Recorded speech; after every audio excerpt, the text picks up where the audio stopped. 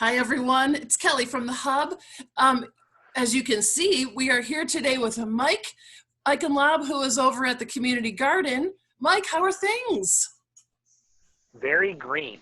I was going to say, there is a lot of stuff. If you haven't been poking around over at the garden in person, or if you haven't seen the Facebook page, everything is growing and it's everywhere. So show us some stuff. What do we have over there right now? Over where I'm at now is where we have the larger viney stuff. There's some melons over there?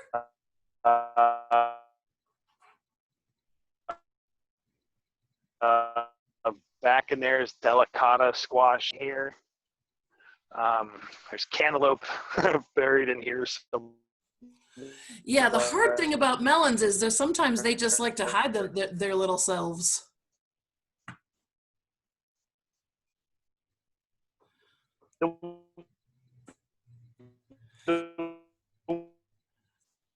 So sometimes the weeds are growing. I think we're frozen on the screen. We're seeing like put this fabric down. Right, the fabric. That's to help the weeds, right? Yeah. Yeah. I think the picture's frozen a little. But yeah, I think when I move too fast, it can't keep up. Maybe if you go over to another spot, we can see what else, or you can just talk about it. It's totally fine. We like seeing greenery. Yeah, I mean, I'm over here pretty often, so it's not as exciting for me. But we have, it's starting to rain. There's lots green of beans. Wait, there's still beans out? Oh, yeah.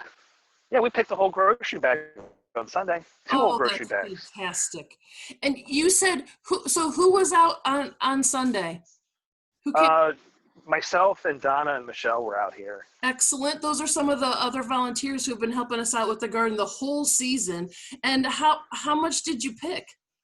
I didn't get a weight for that. And I was slacking again and didn't post the pictures, but it ended up being like 10 different bags of varying levels of fullness. It's probably close to 70 pounds that day. And there's tomatoes, and you said zucchini's sort of on the decline, yeah? We're almost done with zucchini? Yeah, the food bank will probably be happy because it was the crazy amount of zucchini we took over there. Yeah, I mean, zucchini is always one of those things where you're like, well, let's get creative because there's always something fun to make with that. It's not all just zucchini bread. I know that last year when we had one of the nutritionists over from Wellspan, they were making zucchini boats. And I know I've probably talked about this 200 times. Everybody tells me that I love the story. And so at one point afterwards, because they were people were making everything into zucchini boats, chili zucchini boats, Tex-Mex zucchini boats, bacon and eggs zucchini boats. It's just, it became like a whole thing. So that's very cool to add a little veg in all your meals.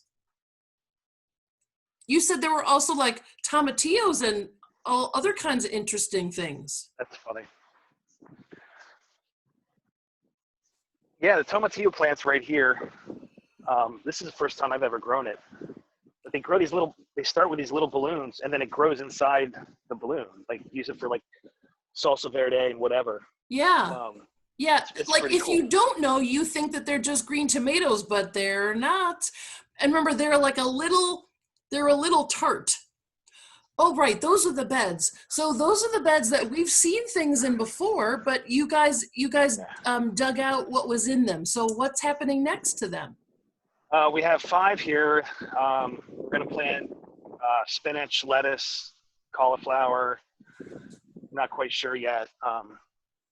But yeah, these 5 beds we can plant stuff in to have a fall spinach and lettuce crop.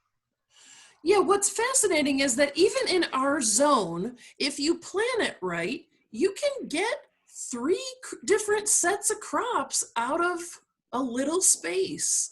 And so these, I mean, even in our zone, which is sort of one of those things that, you know, my friends who live in northern New England get all grouchy because they can get barely 2 seasons out of stuff.